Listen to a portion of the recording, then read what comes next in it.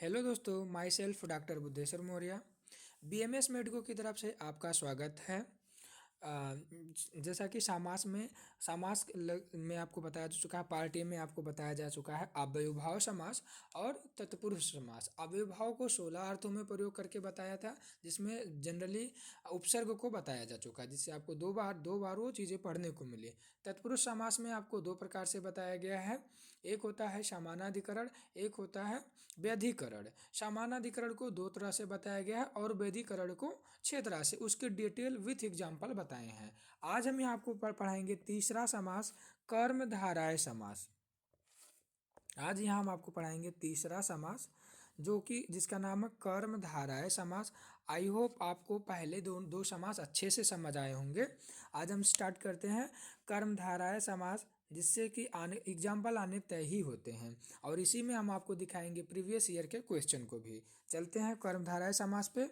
कर्मधारय समास, यह समास तत्पुरुष के समानाधिकरण का ही भेद है। इस समास का भी प्रथम पद विशेषण तथा उत्तर पद विशेष्य होता है। विशेषण और विशेष और विशेषण की हम व्याख्या आगे करेंगे। तत्पुरुष तथा इसमें अंतर यही है कि तत्पुरुष में दोनों पदों की विभक्तियां भिन्न होगी, जबकि इसमें दोनों पदों की विभक्तियां समान होती हैं। आपको समझ में आया? हम बता रहे हैं। देखिए, ये बताया गया है कि तत्पुरुष समास में क्या बोला गया है कि दोनों पदों की विभक्तियां भिन्न होती हैं, जबकि कर्मधारय समास में आपकी जो दोनों विभक्तियां होती हैं वो समान होंगी। इसमें हम इतने बहुत से सारे एग्जाम्पल से आपको समझाएंगे। कर्मधारय समास के भेद। कर्मधारय समास के भेद। कर्मधारय समास जनरली 4 प्रकार से बताया गया है। कर्मधारय समास को 4 प्रकार से बताया गया है। नंबर 1, विशेषण पूर्व पद कर्मधारय। जैसा कि मैंने आपको बताया कि तत्पुरुष में दोनों पदों की विभक्तियां सेम नहीं होती हैं, भिन्न होती हैं, जबकि कर्मधारय समास में दोनों पदों की विभक्तियां समान होती हैं। और कर्मधारय समास को 4 प्रकार से बताया गया है। नंबर 1 है विशेषण पूर्व पद कर्मधारय। अब इसका डिटेलिंग क्या है, आपको इतने एग्जाम्पल हैं कि देखते ही आपको तुरंत बताएंगे। कर्मधारय समास है, जैसे जब कर्मधारय समास का प्रथम पद विशेषण तथा उत्तर पद विशेष हो तो विशेषण पूर्व पद कर्मधारय समास कहलाता है। देखिए, ये समस्त पद हो गए आपके, ये विग्रह हो गए। आपको हमेशा समस्त पद देकर विग्रह पूछा था। जैसे कृष्ण सर्पः, तो इसका ये समस्त पद है, तो समस्त पद का समास विग्रह क्या होगा आपका? कृष्ण सर्पः। जैसे आप देख लीजिए, श्वेतः अश्वा, इसका समस्त पद क्या होगा? श्वेतस्व, सफेद घोड़ा। अर्थात आपको इसमें क्या बताया गया है? जब कर्मधारय समास का प्रथम पद विशेषण तथा उत्तर पद विशेष हो तो विशेषण पूर्व पद कर्मधारय कहलाता है। जैसे कृष्ण सर्पः, तो कृष्ण सर्पा होगा। ठीक है। दूसरे नंबर पे है हमारा श्वेत अश्व, श्वेतस्व। नीलम उत्पलम, नीलो उत्पलम, नीला कमल। रक्तम उत्पलम, रक्तोपलम, लाल कमल। पीतम अंबरम, पीतांबरम, पीला वस्त्र। नीला अंबर, नीलांबरम, नीला वस्त्र। इतने एग्जाम्पल दिखाने का बस एक ही मकसद है आप लोग का, ताकि आपको एग्जाम में कंफ्यूजन ना हो। महान चासो आत्मा, महात्मा, महान आत्मा। महान चासो देव, महादेव। ये सब आपके क्या हैं? कर्मधाराएं हैं। अब देखिए, आपको हम समझाने के लिए और अच्छे एग्जाम्पल लेकर आ रहे हैं। जैसे देखिए, पीतांबर। जब किम शब्द का अर्थ कुत्सित, खराब या बुरा हो तो इस शब्द का किसी संज्ञा शब्द के साथ समास होने पर कर्मधारय समास होता है। जैसे कुत्सित पुरुषा, किम पुरुषा, बुरा व्यक्ति, कुत्सित नरा किन्नरा, दोष युक्त व्यक्ति। किन्नर वैसे किन्नर को आप सभी लोग जानते हैं। अब जो हमारा दूसरा कर्मधारय है वो उपमान पूर्व पद कर्मधारय, जैसे नाम से ही स्पष्ट है उपमान, अर्थात उपमा किसी चीज की दी गई होगी। समझिए आप, जिस कर्मधारय समास का पहला पद उपमानवाचक जिस वस्तु या प्राणी से किसी की तुलना की जाए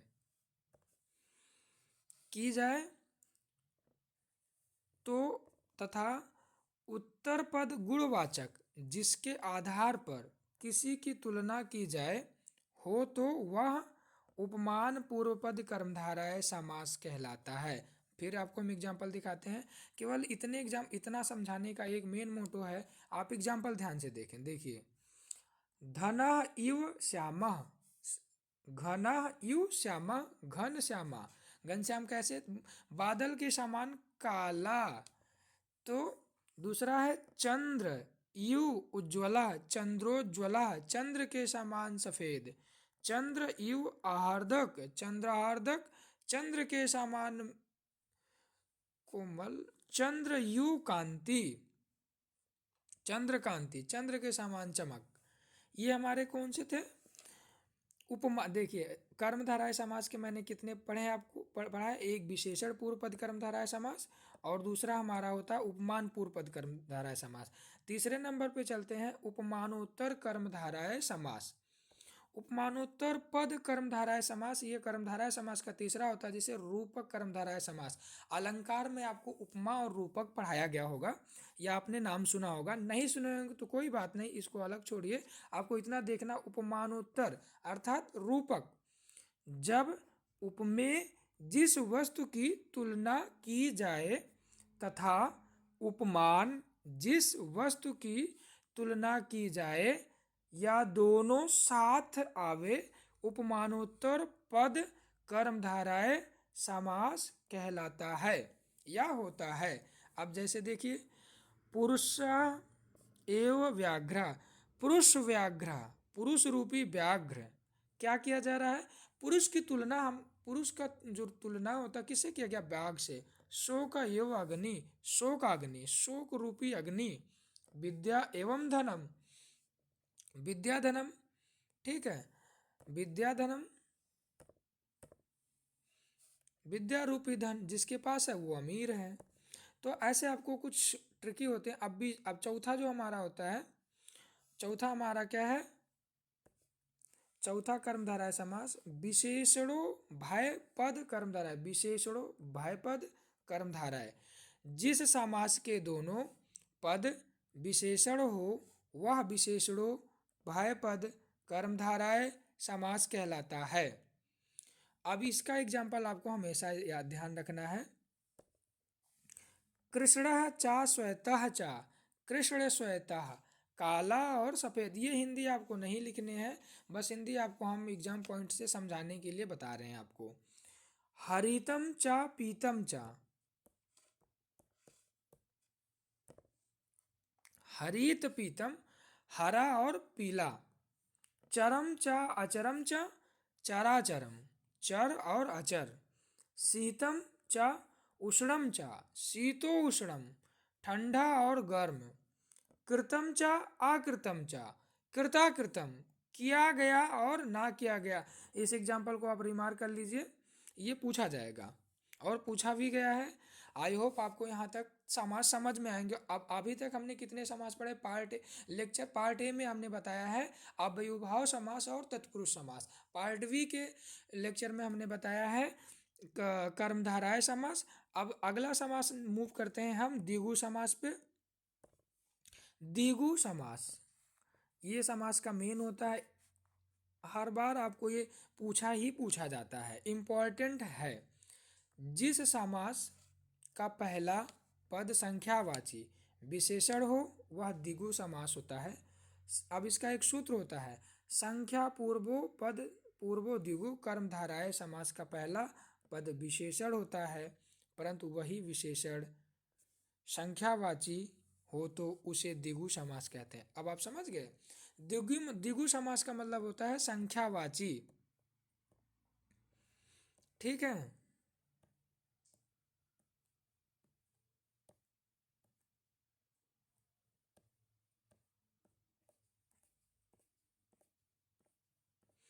द्विगु समास का आपको ऐसे शाब्दिक अर्थ समझना है।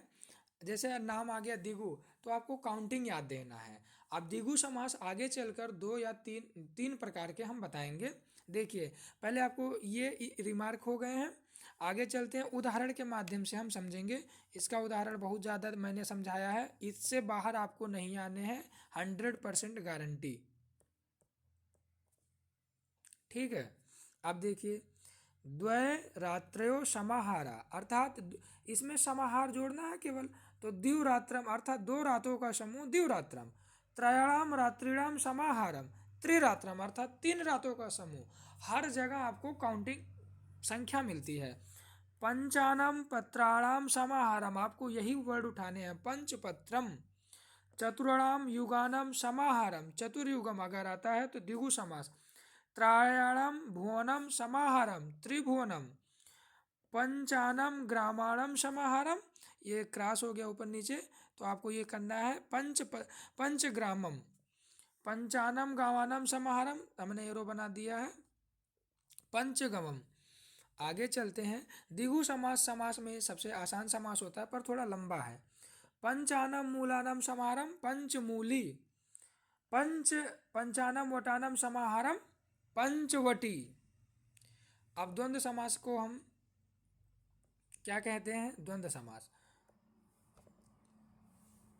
आपको यहाँ समझ में आ गया होगा, ठीक है, कि द्विगु समास हमारे काउंटिंग के लिए बनाए गए हैं। ठीक, द्विगु समास आपको इतना आप एग्जाम्पल समझ लेते हैं तो हमारा समास कंप्लीट। यहाँ 4 समास हम आपको पढ़ा चुके हैं।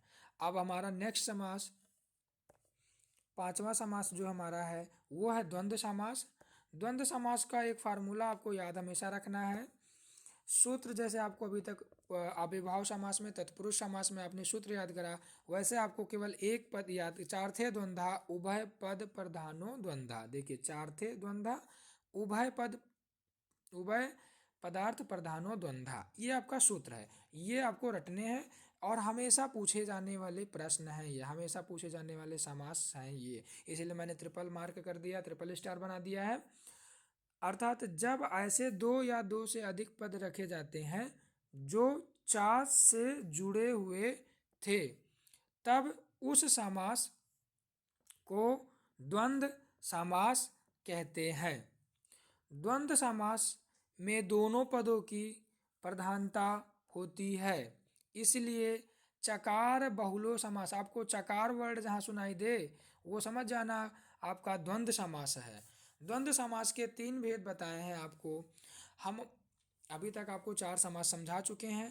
पांचवें समास पे है द्वंद्व समास। द्वंद्व समास को हम चार थे द्वंद्वा, उभय पदार्थ प्रधानो द्वंद्वा या चकार बहुलों के नाम से पूछा जाने वाला समास होता है, इसलिए मैंने ऑलरेडी हाईलाइट कर दिया है। अब देखिए, द्वंद्व समास को आचार्यों ने 3 प्रकार से बताया है। कौन कौन से? इतरेतर द्वंद्व समास, ठीक है, नंबर 1 इतरेतर द्वंद्व समास, नंबर 2 पे हमारे हैं समाहार द्वंद्व समास, और नंबर 3 पे है एक शेष द्वंद्व समास। ठीक, तो यहाँ आपने कितने कितने चीज ध्यान में दे लिया? ये देखिए, द्वंद्व समास को आपने पढ़ा ही है। आप चलते हैं द्वंद्व समास का जो डिवीजन किया गया 3 भागों में। नंबर 1 होता है इतरेतर द्वंद्व समास। द्वंद्व समास चकार बहुलो उभयपद प्रधानो द्वंद्व समास है। जब समास में आए हुए दोनों पद अपना प्रधानत्व, अर्थ और व्यक्तित्व रखते हैं तो उसे इतरेतर द्वंद्व समास कहते हैं। इतरेतर द्वंद्व समास करने से पूर्व दो मुख्य तत्व आवश्यक होते हैं। दो मुख्य तत्व कौन कौन से आवश्यक हैं? आप देखिए, आपको यहाँ समझना है क्या, जब समास में आए हुए दोनों पद अपना प्रधानत्व, अर्थ और व्यक्तित्व रखते हैं तो उसे इतरेतर द्वंद्व समास कहते हैं। इतरेतर द्वंद्व समास में मुख्य 2 पॉइंट आपको ध्यान में देना है। कौन कौन से नंबर 1 पे आपको दिखाया गया है। जिस समास में देखिए, जिस समास का लिंग निर्धारण उत्तर पद बोला गया, जिस समास का लिंग निर्धारण उत्तर पद के अनुसार होता है, यदि पहले पद में पुल्लिंग शब्द है तथा उत्तर पद में स्त्रीलिंग शब्द है, तो समस्त पद स्त्री पद होता है। इस प्रकार यदि पहला पद स्त्रीलिंग तथा उत्तर पद पुल्लिंग है तो समस्त पद पुल्लिंग होगा। आप इतना समझे। इसमें मेन रोल उत्तर पद की है। ठीक है, यह आपको समझाया है। यदि आपका उत्तर पद के अनुसार होता है, यदि पहले पद में पुल्लिंग है तथा उत्तर पद में स्त्रीलिंग है शब्द है, तो समस्त पद स्त्री पद होता है। इसी प्रकार यदि पहला पद स्त्रीलिंग है, उत्तर पद पुल्लिंग है, तो समस्त पद हमारा पुल्लिंग होगा। बहुत अच्छे से हमने आपको समझाया। आगे चलते हैं। दूसरे 2 मुख्य पॉइंट थे, देखिए एग्जाम्पल देखते ही आप समझ जाएंगे। यदि 2 पदों में समास होता है तो समस्त पद द्विवचन में होगा। 2 से अधिक पदों का समास होने पर बहुवचन होगा। अब देखिए उदाहरण, ये आप कौन से समास पढ़ रहे हैं, देखिए यहाँ आप पढ़ रहे हैं, यहाँ आप पढ़ रहे हैं द्वंद्व समास का। ठीक, आप इसमें बिल्कुल कंफ्यूज नहीं होना है। द्वंद्व समास में इतरेतर द्वंद्व समास हो गए। इतरेतर द्वंद्व समास के 2 पॉइंट में आपको समझा दिया। अब इतरेतर द्वंद्व समास के एग्जाम्पल, अगर आप इतरेतर नहीं कह सकते हैं तो द्वंद्व समास एग्जाम्पल देखकर लगा सकते हैं आंसर। ठीक है, रामः च कृष्णः च, इसमें चा वर्ड आया है तो राम कृष्ण ये समस्त पद हैं और ये समस्त विग्रह हैं। रामः च लक्ष्मणः च भरतः च शत्रुघ्नः च, तो राम लक्ष्मण भरतः, लास्ट वर्ड को छोड़ना क्योंकि आपको वहाँ उत्तर पद से आपको समझाया गया है। उपर्युक्त प्रथम उदाहरण, देखिए उपर्युक्त जो प्रथम उदाहरण हमने आपको समझाया है, उदाहरण में 2 पद हैं अतः समस्त पद द्विवचन में है, तथा दूसरे उदाहरण में 2 से अधिक पद हैं अतः समस्त पद बहुवचन में हैं। दोनों उदाहरण में उत्तर पद स्त्रीलिंग है तो समस्त पद स्त्रीलिंग होगा, जैसा कि मैंने परिभाषा में बताया है। फिर आपको एग्जाम्पल में हम समझा रहे हैं, देखिए राम चा लक्ष्मणा चा राम लक्ष्मणो, मयूरी चा कुकुटा चा मयूरू कुकुटो, कुकुटा चा मयूरी चा कुकुटा मयूरो। इसमें उत्तर पद की प्रधानता दिखाई जा रही है, पूर्व पद की प्रधानता जैसा जो लिया गया है।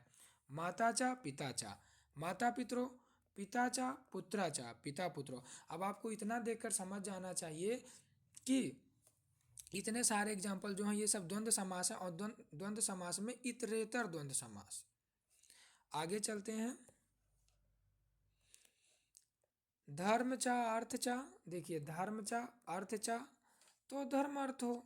राम चा श्यामा चा कृष्णा चा, राम श्याम कृष्णा। ठीक है, अब दूसरे पे चलते हैं। द्वंद्व समास का जो दूसरा पॉइंट होता है समाहार द्वंद्व समास। जब द्वंद्व समास के दोनों पद अपने अलग अलग प्रधानत्व के साथ साथ एक समाहार समूह, समाहार मतलब होता है समूह का भी बोध कराए, उसे समाहार द्वंद्व समास कहते हैं। उसके बाद समाहार द्वंद्व समास सदैव नपुंसक लिंग के एक वचन में होता है। द्वंद्व समास में जो दूसरा पॉइंट है समाहार द्वंद्व समास, वो सदैव किसके लिए प्रयोग होता है, नपुंसक के लिए। उदाहरण से समझिए, देखिए चा वर्ड आएगा द्वंद्व समास में क्योंकि चकार बहुल होता है। आहारा चा निद्रा चा भयम चा, आहार निद्रा भयम। समाहार द्वंद्व समासा कुछ विशेष स्थानों पर होता है, जैसे मनुष्य अथवा पशु के शरीर के अंग के लिए, तो आपको क्या समझाना है एग्जाम्पल के माध्यम से? पाड़ी चा पादव चा, पाड़ी पादम, हाथ और पैर। नखा चा दंता चा, नख दंतम, नाखून और दांत। सेना के लिए हम बताएंगे इसी में, सेना के अंगवाचक होने पर पदातया च अश्वारोहा च, पदत्य अश्वारोहम, पैदल और घुड़सवार। रथिका चा अश्वारोहा चा, रथिका अश्वारोहम। आपको ये क्या है, आपका ये पद है और ये क्या है, आपका समास विग्रह है, तो हम कह सकते हैं ये विग्रह। आपको ये कभी नहीं भूलना है, ठीक है। आगे चलते हैं हम। द्वंद्व समास का तीसरा पॉइंट जो आता है, एक शेष द्वंद्व समास। ठीक है, एक शेष द्वंद्व समास बहुत आसान है, इजी वे में लिखा है हमने। जब द्वंद्व समास में दो या अधिक पदों में से केवल एक ही पद शेष रह जाए तो उसे एक शेष द्वंद्व समास कहते हैं। नाम से ही स्पष्ट है कि एक शेष लिखा है, अर्थात जो बचा हुआ है। अब नोट्स, मैंने एक आपको नोट्स प्रोवाइड किया है, देखिए। एक शेष द्वंद्व समास के दोनों पद समलिंगी हो सकते हैं तथा भिन्न लिंगी पुल्लिंग तथा स्त्रीलिंग वाले भी भिन्न लिंग वाले पदों में एक शेष तभी होगा जब दोनों के बीच कोई विशेष संबंध हो। दोनों में केवल नपुंसक लिंग शेष बचता है। अब देखिए, एग्जाम्पल इतने दे रहे हैं ना कि आपको देखते ही आंसर तुरंत लगाएंगे। माता चा पिता चा, पितरो, माता और पिता। ये हिंदी आपको लिखना नहीं, एग्जाम में समझाने के लिए मैंने आपको बताया है, ठीक है। बिल्कुल नहीं एग्जाम में लिखेंगे आप। ब्राह्मणी चा ब्राह्मणा चा, ब्राह्मणो। चटका चा चटका चा, चटको, चिड़िया और चिड़ा। शूद्री चा शूद्रा चा, शूद्रो, शूद्री और शूद्र। भगनी चा भ्राता चा, भ्रातृ, बहन और भाई। आपको इतने एग्जाम्पल देख रहे हैं, हम दे रहे हैं कि देखते ही आप बता देंगे। एक दो एग्जाम्पल आपके लिए छोड़ दे रहे हैं, आप खुद से पढ़िएगा। बाकी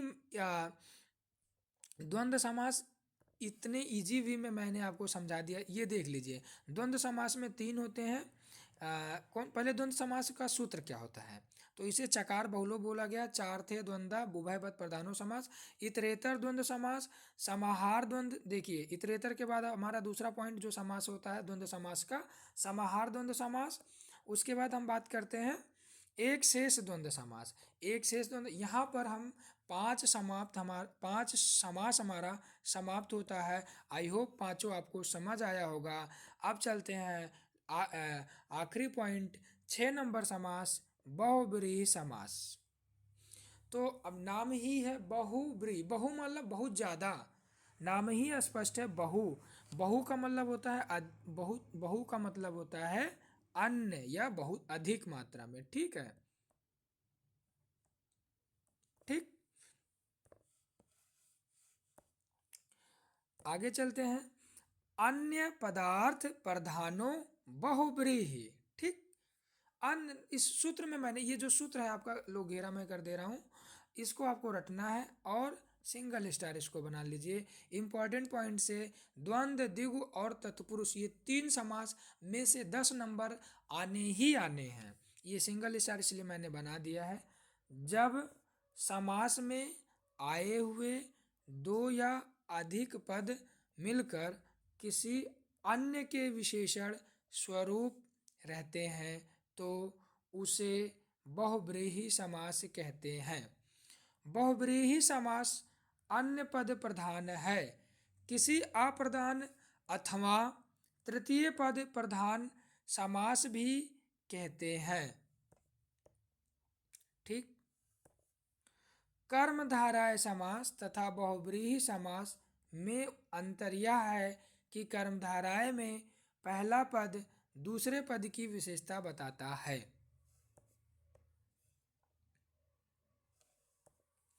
जब बहुब्रीहि समास में दोनों पद मिलकर किसी अन्य की विशेषता बताते हैं बहुव्रीहि समास के दो अन्य भेद माने गए हैं। कौन कौन से?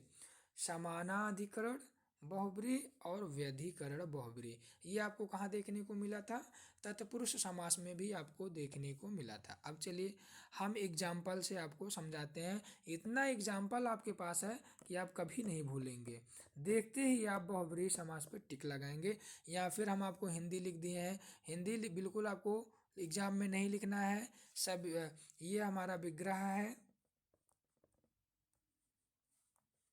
और ये हमारा पद है। हिंदी तो हम आपको समझाने के लिए लिखे हैं। जो बच्चे श्लोक वाला वर्ड ना समझ में, हिंदी से समझ ले, पर लिखना आपको यही है। जैसे देखिए,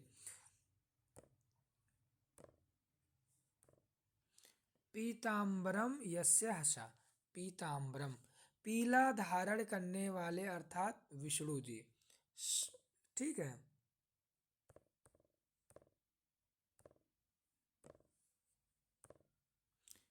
श्वेत अंबर यस्यासा। श्वेतांबर, सफेद वस्त्र को धारण करने वाले। नीलम अंबरम यस्यासा। नीलम अंबरम, नीले वस्त्र धारण करने वाले बलराम। शुक्ल अंबर यस्यासा। शुक्ल अंबर, शुक्ल वस्त्र धारण करने वाले अर्थात सरस्वती जी शुक्ल वस्त्र धारण करती हैं। चंद्र, देखिए ये आपको स्टार बनाने हैं यहाँ पे भी। और एक है चक्र, देखिए ये चक्रपाणौ यस्यासा चक्रपाणी। वीणापाणौ यस्यासा वीणापाणी। चंद्रशेखरे यस्यासा चंद्रशेखरे। हिंदी आप समझ गए होंगे। ये देखिए एक नोट्स यहाँ मैंने आपको ऐड किया। क्या? आगे की संख्या, पीछे शरीर का नाम, आमात्रा विसर्ग। ठीक, कुछ नहीं, बस ये विसर्ग आपको मुझे समझाना था। अब आई होप आपको यहाँ छह समास आपको मैंने यहाँ दिखा दिया है। आपको ये देखिए, नंबर 1 पे मैंने कर्मधारय समास, 2 समास पार्टी में लेक्चर में हमने दिखाया है कर्मधारय समास। उसके बाद आपको चलते हैं उसके 4 भेद में। उसके बाद चलते हैं ये तीसरे पेज ये हैं। चौथे पेज में मैंने ये रिवीजन कराया आपको। उसके बाद आपका ये, फिर ये। उसके बाद आगे चलते हैं, आता है हमारा एक शेष द्वंद्व समास का तीसरा पॉइंट। नोट्स समझाते हुए हम चलते हैं। फिर आगे लास्ट में बहुव्रीहि समास। बहुव्रीहि समास भी 2 प्रकार के होते हैं, समानाधिकरण और व्यधिकरण। व्यधिकरण बहुव्रीहि समास। ठीक है। अब प्रीवियस ईयर के क्वेश्चन को प्रीवियस ईयर क्वेश्चन को आप लोग को हम दिखाना चाहते हैं कि कितने पूछे गए हैं। ठीक है। अब ये देख लीजिए, आप बिल्कुल समझ जाएंगे 2021 में कितने क्वेश्चन इससे आए हैं अभी तक। आपको देखना है केवल। देखिए, एक तो आया है आपका द्विगु समास। कौन सा समास है ये? द्विगु समास। द्विगु का मतलब क्या होता है? काउंटिंग। द्विगु समास का मतलब होता है आपका काउंटिंग। तो ये 25 नंबर का क्वेश्चन है। द्विगु समास के उदाहरण सहित स्पष्ट करें। द्विगु समास में इतने दे दिए हैं आपको कि कम से कम 20 एग्जाम्पल आप लिख सकते हैं। ठीक है। उसके बाद यहाँ आपका कोई और नहीं आया है। अब दीर्घ में नेक्स्ट में चलते हैं। ये देखिए, ये भी 2021 में, ये 2021 के उसी पेपर में, यूनिवर्सिटी वाले ही पेपर में लॉन्ग आंसर में क्या पूछा है। देखिए, लॉन्ग आंसर में आपको मैंने क्या बोला था कि तत्पुरुष समास, द्विगु समास और कर्मधारय समास बहुत इंपॉर्टेंट है। तो देखिए 31 नंबर जो क्वेश्चन है, तत्पुरुष समास एवं द्वंद्व समास, यहाँ दोनों पूछ लिया है। वो भी 5-5 नंबर के दोनों हो गए। परिभाषित करते हैं उनके 5 उदाहरण दीजिए। बहुत आसान है आपके लिए। कम से कम 20-20 एग्जाम्पल से एक एक को हमने समझाया है। और यहाँ द्विगु समास, और यहाँ पे तत्पुरुष और द्वंद्व। तत्पुरुष, द्वंद्व, द्विगु मैंने बोला था इंपॉर्टेंट, तीनों आपको पूछे गए हैं। अब चलते हैं 2022 यूनिवर्सिटी पेपर में उन्होंने क्या पूछा है। ये रहे आपके 2022 मॉडल पेपर। ये रहे आपके 2022 मॉडल पेपर। आप देख लीजिए 2022 में क्या पूछा गया है। 2022 के मॉडल पेपर में क्या पूछा गया है, ये देखिए। अब आप समझ सकते हैं कि तत्पुरुष समास, द्विगु समास की परिभाषा प्रत्येक के 5-5, तो कितना इम्पोर्टेंट है तत्पुरुष और द्विगु। इसलिए कि हमने आपको यहाँ बताया, इस पेज में हमने बताया, यहाँ इस पेज पे मैंने बताया कि तत्पुरुष, द्विगु और द्वंद्व ये आपके इम्पोर्टेंट होते माने गए हैं। तो आपको हम यूनिवर्सिटी का पेपर भी दिखा दिए। अब इसको क्या समझाना, अभी जस्ट समझाया मैंने। आज के लिए यहीं तक, तब तक के लिए धन्यवाद, थैंक यू।